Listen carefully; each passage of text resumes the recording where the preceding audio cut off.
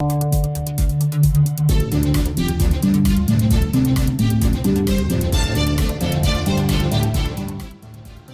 d'Ivoire, à Bobo, le marché est réputé pour ses bas prix. Côte d'Ivoire, toujours Covid-19, des voyageurs bloqués à l'aéroport d'Abidjan. Et puis, écologie dans le Sahel, la grande muraille verte tarde à pousser.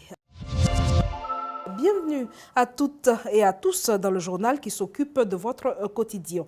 Démarrons par un bon plan. Il nous vient de Denis Kouman qui nous dit qu'au marché d'Abobo, les prix défient toute concurrence.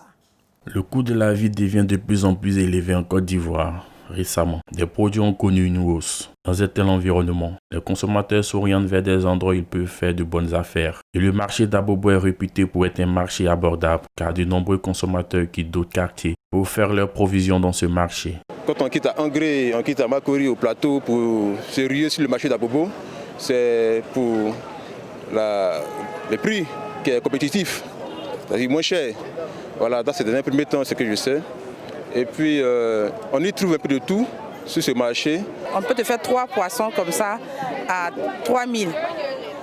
Quand tu vas de l'autre côté, le même poisson, on peut te vendre 1 à 2 000, 1 à 2 000. Du coup, ça te fait 6 000. Alors, quand tu payes en gros, voilà, tu gagnes en fait. Bizarrement, le marché d'Abobo est moins cher. Côté poisson, en tout cas, il n'y a pas de poids à Bobo, mais quand même, le prix d'Abobo est très très abordable par rapport aux autres communes. Les commerçants de ce marché sont tous unanimes sur la flexibilité de leurs prix. La classe sociale des populations et la réduction de leurs bénéfices y sont pour beaucoup. Le poisson est moins cher ici. Dans les autres marchés, on dit que ce n'est pas moins cher. Abobo est moins cher. Nous, on fait moins cher parce qu'on ne veut pas durer au marché. Même si on a gagné 500, 1000 francs, on peut vendre 10 cartons, 11 cartons, souvent 20. 500, 1000 francs, 1000 francs. C'est moins cher. Cette boule-là, c'est 100 francs. Ok, à Angré, Cocody, elles font ça à 200 francs. Nous, on vend ça à 100 francs seulement. Cette boule-là, à la répo, là, c'est 1000 francs. Chez nous, ici, c'est 500. Vous avez vu les boules qui sont en bas, là. 1000 francs au lieu de 1500. Donc ici, c'est moins cher. Les vendeuses de poissons ont vu ces derniers jours le prix du carton de poisson prendre de l'envol. Elles interpellent les grossistes pour une réduction des prix. Il y avait poisson, on prend ça à 16 500. Aujourd'hui, c'est devenu 23 000, 24 000. Il y a d'autres même 25 000. On n'arrive pas à vendre. Quand on prend là, nous-mêmes on est là, on souffre. Ceux qui payent dans nos mains aussi, eux souffrent aussi. Les commerçants du marché d'Abobo Sud ont assiégé la voirie. Et chaque jour, véhicules, commerçants et clients se disputent la voie. L'hôpital général d'Abobo Sud est aussi pris d'assaut par les commerçantes. Une situation qui n'est pas sans conséquence pour la quiétude des malades. Le marché au bas prix à Bobo, mais à Songon Dagbe, les réalités sont tout autres. Là-bas, le marché n'existe tout simplement pas. Christian Goukra. À Songon Dagbe, les commerçants n'ont pas d'espace dédié pour exercer leurs activités. Installés de façon dispersée, c'est avec difficulté qu'ils arrivent à écouler leurs marchandises. Ah, ça va un peu, mais on n'est pas beaucoup là, c'est ça, c'est pas bon aussi là. Si les gens ils viennent, voilà, il y a un campement ici, beaucoup les gens là-bas, mais elles ne viennent pas. Elles ont pris table ici l'année passée, mais on ont ramassé encore pour aller. Donc depuis on est ici là, on a fait 3 ans. Moi avec mon camarade. Marché là, voilà ça. L'année passée là, ils sont venus un coup, après encore, ils sont partis. On ne comprend pas. Nous on veut qu'on a qu'à devenir beaucoup ici là. Ça fait bien, mais les gens ne viennent pas où. C'est à cause de ça. Non, on est là, on ne décourage pas, on est là. Un projet de construction du grand marché de Songon est en cours depuis plusieurs années. Certains souscripteurs au projet sont dans l'inquiétude. Le marché, toujours, on nous dit ça va venir, on ne voit rien dedans. S'ils ont fait aussi, nous aussi, on peut avoir la clientèle, les habitants seront là ici. Donc le marché aussi peut se développer avec le temps. Et on peut dire que c'est bloqué parce qu'on ne voit rien, mais on vient nous dire qu'on va construire, mais on ne construit jamais. On nous vole ici. S'ils ont fait le marché, c'est qu'il y aura sécurité ici. Là, c'est un grand maquis.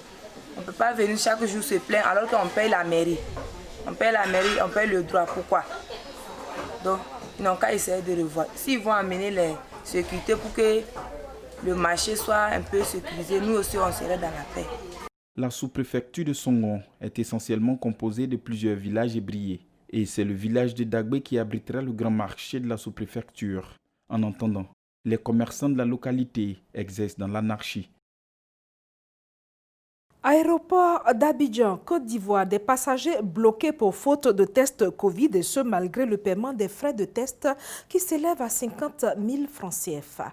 Il faut noter que les résultats prévus sous 48 heures prennent parfois du retard, occasionnant ces désagréments.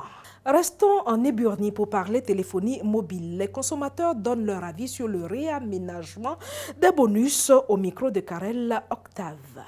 Depuis quelques jours, la question des bonus est au cœur des préoccupations des consommateurs.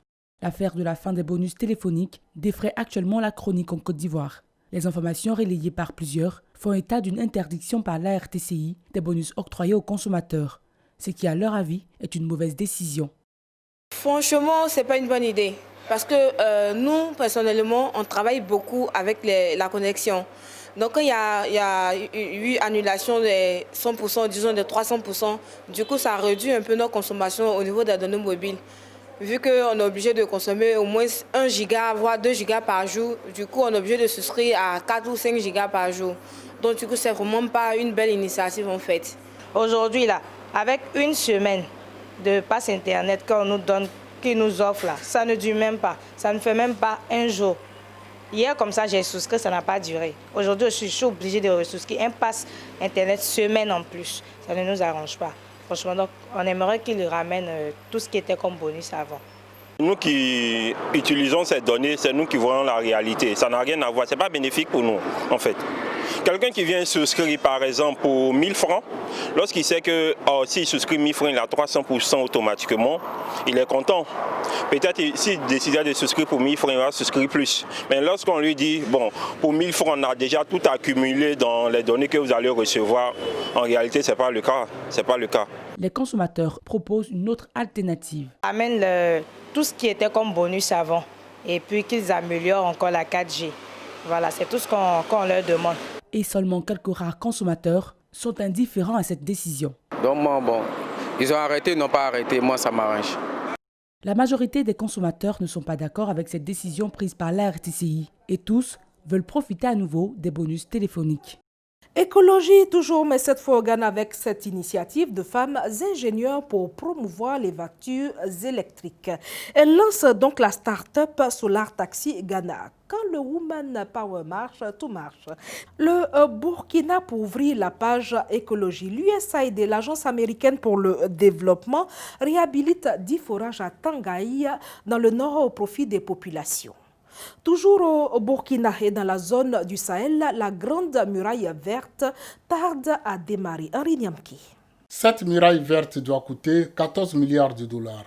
Le montant a été révélé au 40e sommet sur la planète tenu récemment en France. La Grande Muraille Verte, c'est cette barrière forestière d'au moins 100 millions d'hectares qui doit traverser l'Afrique, du Sénégal à Djibouti d'ici 2030. L'objectif est de restaurer les sols dégradés et d'arrêter la progression du désert au sud du Sahara. Le directeur général de l'Agence sénégalaise de la reforestation et de la Grande Muraille Verte, Haïdar El Ali, estime qu'il y a urgence à agir. Pour la partie sénégalaise, la Grande Muraille Verte couvre un espace de 500 km de long de l'océan Atlantique vers l'est et de 5 km de large. La restauration de la biodiversité dans cette zone requiert des financements que l'agence a du mal à mobiliser.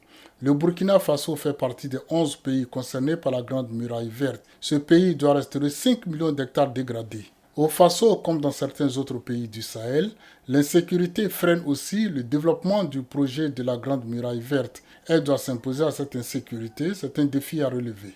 Puis, Covid, toujours l'OMS recommande aux États africains, en plus du dispositif COVAX, d'explorer toutes les pistes idoines afin de maîtriser la deuxième vague de la pandémie. Rappelons qu'en Côte d'Ivoire, l'opération de vaccination est prévue démarrer le 15 février. Merci de nous avoir suivis et à demain pour une autre édition sur UFC Africa TV.